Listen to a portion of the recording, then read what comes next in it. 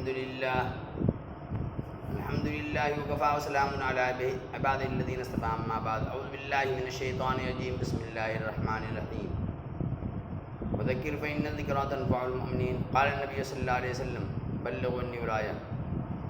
اللہ تعالیٰ کا ارشاد ہے کہ آپس میں ایک دوسرے کو دینی باتیں بتاتے رہیے، واضح نصیحت کرتے رہیے، دینی باتوں سے ایمان والوں کو فائدہ ہوگا۔ رسول اللہ صلی اللہ علیہ وسلم نے فرمایا کہ پہنچاؤ میری جانب سے اگرچہ کیا ہے تو جتنی معلومات اپنے کو ہے دوسرے کو بتانا چاہیے۔ ابھی تھوڑی سی باتیں محرم کے بارے میں بتا دیتے ہیں۔ اس میں 10 دن تک روزہ رکھنے کی فضیلت بہت ہے، لیکن 9-10 کے بارے میں بڑی تاکید ہے۔ حضور صلی اللہ علیہ وسلم مدینہ میں تشریف لے گئے تو وہاں کے یہودیوں کو دیکھا کہ روزہ رکھتے ہیں، تو پوچھا کہ بھائی تم لوگ روزہ کیوں رکھتے ہو؟ تو موسیٰ علیہ السلام کو ان کی قوم کو فرعون سے اور ان کی قوم سے اسی دن نجات ملی تھی، اسی خوشی میں ہم لوگ روزہ رکھتے ہیں۔ تو آپ صلی اللہ علیہ وسلم نے فرمایا کہ میں اس کے زیادہ مستحق ہوں۔ تو حضور صلی اللہ علیہ وسلم عاشورہ کے دن روزہ رکھتے تھے، فرمایا کہ اگلے سال میں زندہ رہا تو 9-10 کو روزہ رکھوں گا۔ تو 9-10 کو روزہ رکھنا سنت ہے، کسی کو 9 چھوٹ جائے 10-11 رکھ لے۔ یہ اعلیٰ درجہ یہ ہے کہ 9-10 کو رکھے، اس سے پچھلے گناہ معاف ہو جاتے ہیں۔ اور بہت سی شیخ عبد القادر جیلانی رحمۃ اللہ علیہ نے لکھا ہے کہ 10,000 حاجی 10,000 شہید کا ثواب ملتا ہے۔ بڑے فضائل ہیں اس روزے کے، یعنی جتنا ہو سکے یہ 9-10 کو روزہ ضرور رکھے۔ اور اس دن بیوی بچوں پر وسعت بھی کرے، کھانے پینے میں وسعت کرنے پر بھی پورے سال وسعت رہے گا، فراخی کرے گا تو پورے سال فراخی رہے گا۔ اس میں اس کا خیال رکھنا ضروری ہے کہ 9 کو روزہ رکھے تو افطار میں جیسے رمضان میں انتظام کرتے ہیں ویسے اچھا انتظام کر دے، قرض لے کے نہیں۔ اللہ نے حیثیت دی ہے، اس حیثیت کے مطابق جو آئٹم کھاتے تھے اس میں ایک دو آئٹم بڑھا دے بس۔ ایسی ہی اس کا خیال رکھنا ضروری ہے کہ کھانے کا سحری افطار کھانا سحری کا اچھا انتظام کر لے، یعنی 9 تاریخ کا دن ختم کر کے 10ویں محرم کی رات کو بڑوں کے لیے یہی ہے۔ دن میں تو روزہ رکھنا سنت ہے، شام کو افطاری میں، اس کے بعد کھانے میں اور سحری کا اچھا انتظام کر دے بڑوں کے لیے۔ جو بچے چھوٹے ہیں روزہ نہیں رکھ سکتے ہیں تو ان کے لیے ہے کہ عاشورہ کے دن کھانے کا اچھا انتظام کر دے اور دنوں سے اچھا انتظام کر دے، اس کا خیال رکھیں۔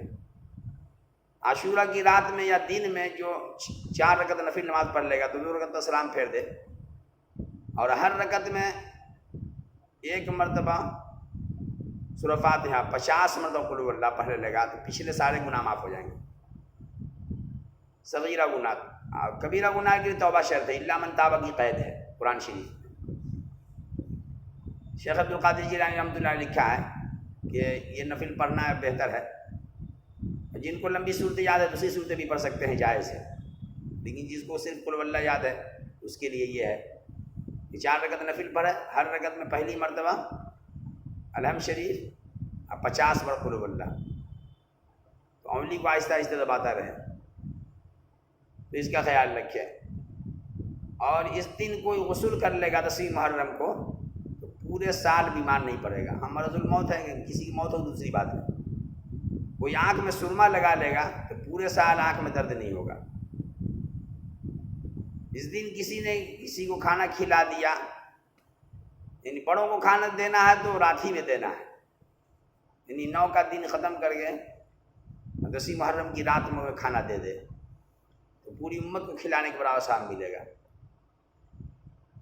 اس دن کی فضیلت بہت دنوں سے ہے، پہلے ہی سے ہے۔ اسی دن آدم علیہ السلام پیدا ہوئے، اسی دن آدم علیہ السلام سے بھول ہوئی تھی تو توبہ قبول ہوئی، اسی دن نار نمرود سے ابراہیم علیہ السلام کو نجات ملی، موسیٰ علیہ السلام کو اسی دن فرعون سے نجات ملی، ان کی قوم کو بھی، موسیٰ علیہ السلام کو ان کی قوم کو فرعون سے ان کی قوم سے نجات ملی، ایوب علیہ السلام کو شفا اسی دن ملی، عیسیٰ علیہ السلام آسمان پر اسی دن اٹھائے گئے، ایوب علیہ السلام کو شفا اسی دن ملی۔ اس دن کی فضیلت بہت ہے، قیامت اسی دن قائم ہوگی، آدم علیہ السلام اسی دن پیدا کیے گئے، اسی دن جنت میں داخل کیے گئے۔ تو اس طریقے سے اس دن کی فضیلت پہلے ہی سے ہے۔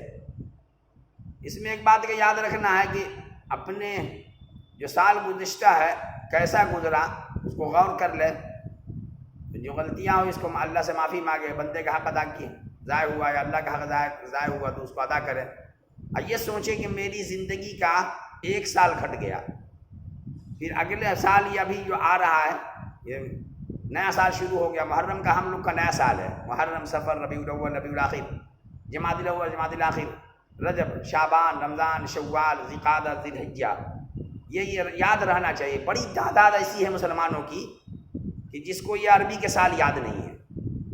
جنوری، فروری، مارچ، اپریل، مئی، جون، جولائی، اگست، ستمبر، اکتوبر، نومبر، دسمبر، یہ سب یاد رہتا ہے، لیکن بڑی تعداد ایسی ہے جس کو یہ یاد نہیں رہتا، جس کو ہم لوگ کا جو نیا سال ہے وہ بھی ہم ہی کا سال ہے، لیکن یہ چاند کے اعتبار سے سورج، چاند سب اللہ ہی کا ہے، سب پوری چیز اللہ ہی کی ہے، لیکن ہماری جو تاریخیں ہیں بہت اس کی اہم ہیں۔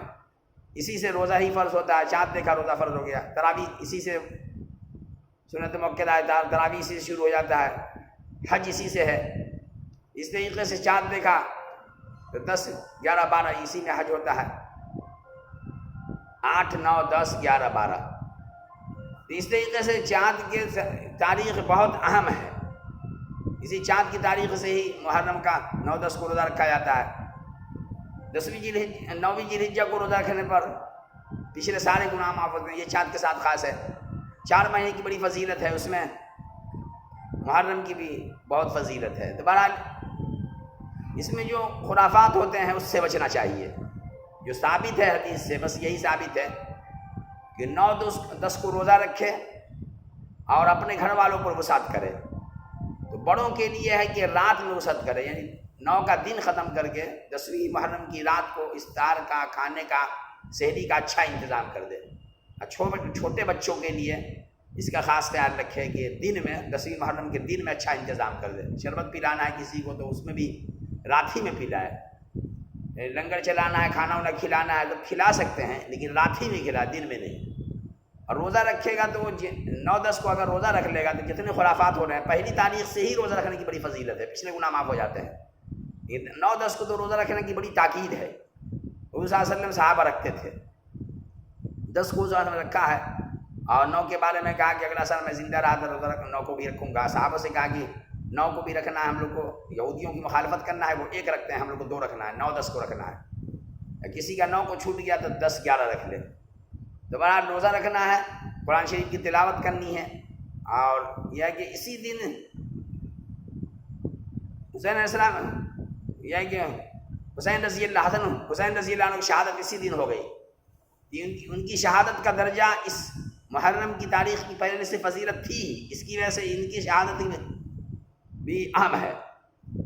تو ان کے لیے تو 70,000 فرشتے ہمیشہ دعا کر رہے ہیں۔